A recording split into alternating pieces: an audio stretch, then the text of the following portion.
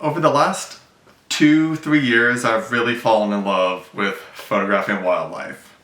It started in Glacier National Park, and then it went to Alaska, and this year, for some crazy luck, I've gotten to go to Rwanda and to Churchill to photograph gorillas, monkeys, lions on a safari, and then polar bears in Canada.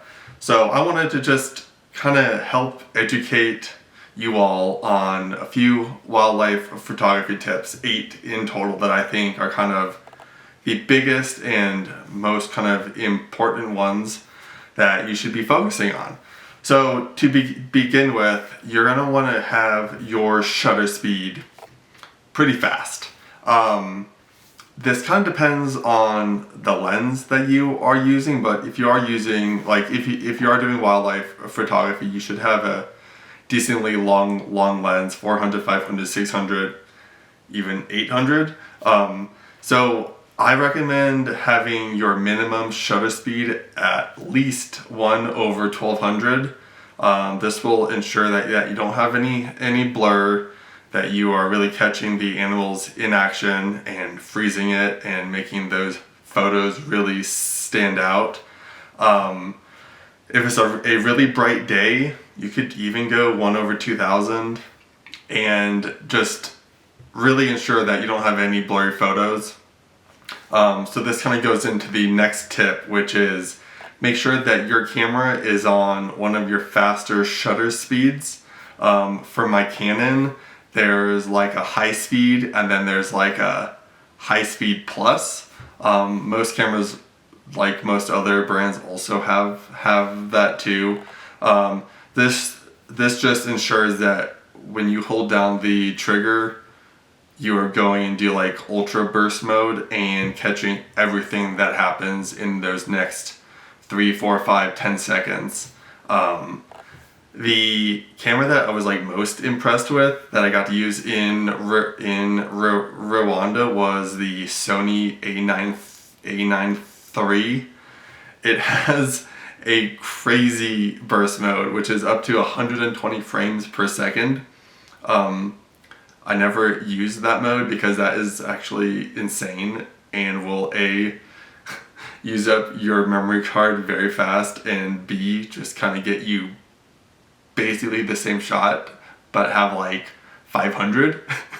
Like, imagine holding down your camera shutter for like 5 seconds on that mode. You would literally have like 600 photos to go through, which is, I mean, it might be awesome if there's like a lot of like action, but if you're just doing like a gorilla, that's excessive. So anyways, I don't know if you need to go like that fast for that camera, but most other ones are somewhere in like the 20 to 30 frames per second mode, and that is like the highest speed, and I would kind of recommend doing that. Even like 30 frames per second is pretty fast. So there are 2 tips. Number 3, you're gonna want to have your camera on continuous autofocus. This ensures that just like if it has the subject locked in, it is going to continue with it.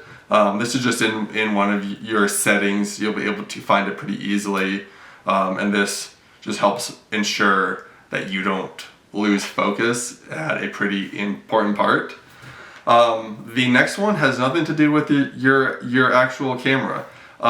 This is all about you and where you are in relation to the animal. So number 4 is to change your perspective. So this is either getting low on the ground, like literally laying down, and then trying to shoot up and create a really unique perspective that most other humans don't get to see. Or it could be going like really high and then coming down, like potentially for if you were like shooting whales from a boat. Try like really get high and then look as straight down as you possibly can, and not just kind of like out at like a 40-degree angle.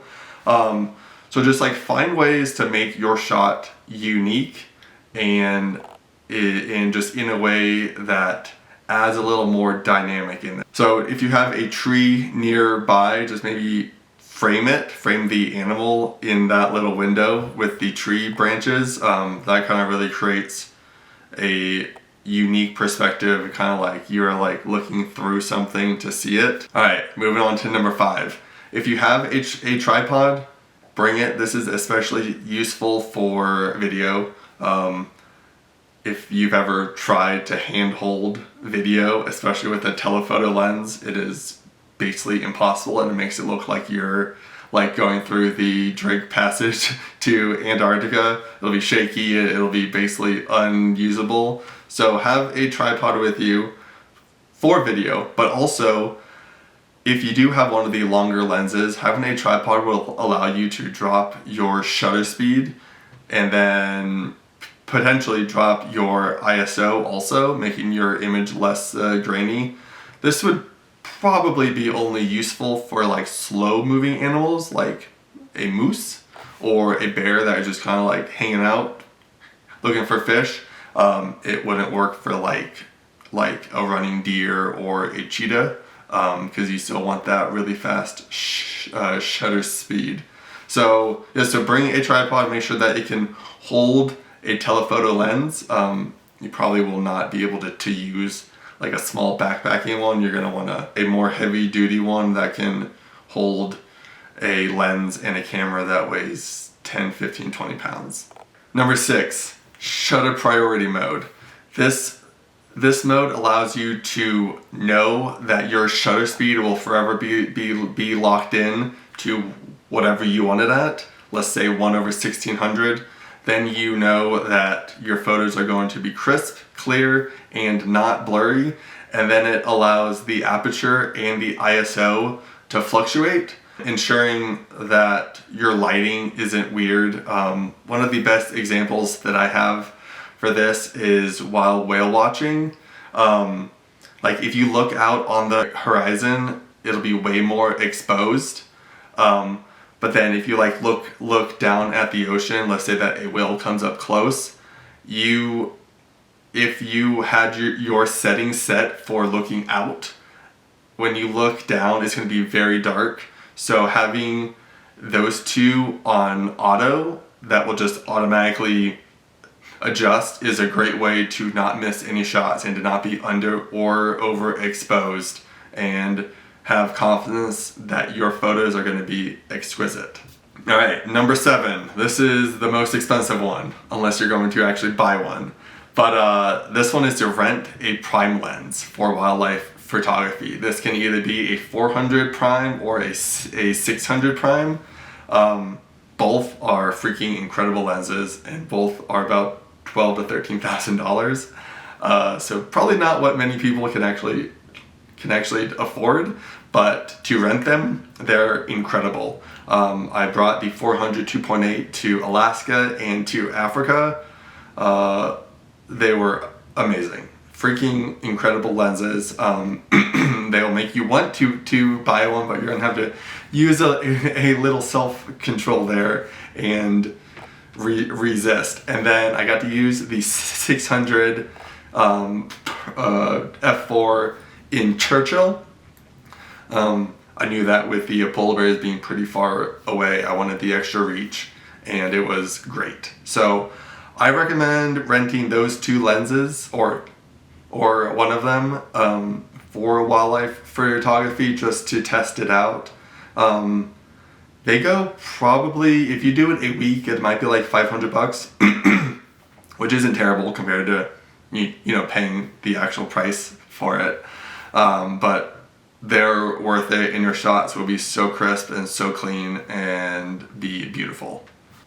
All right, the last of these wildlife tips.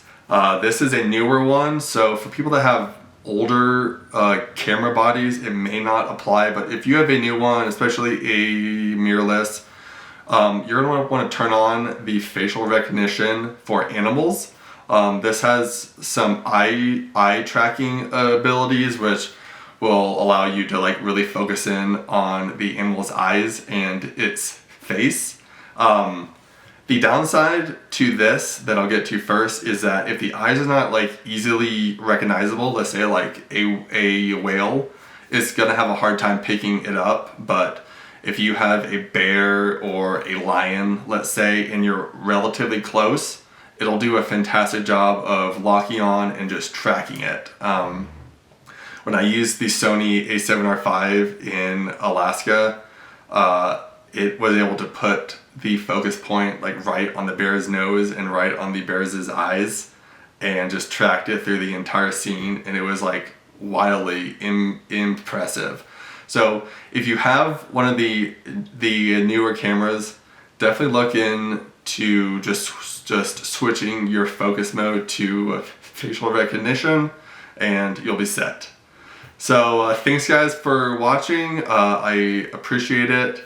I hope that you learned something. Comment below which of these tips you think might be the best, and if you think that I missed one, let me know and you can help educate others. Alright guys, take care.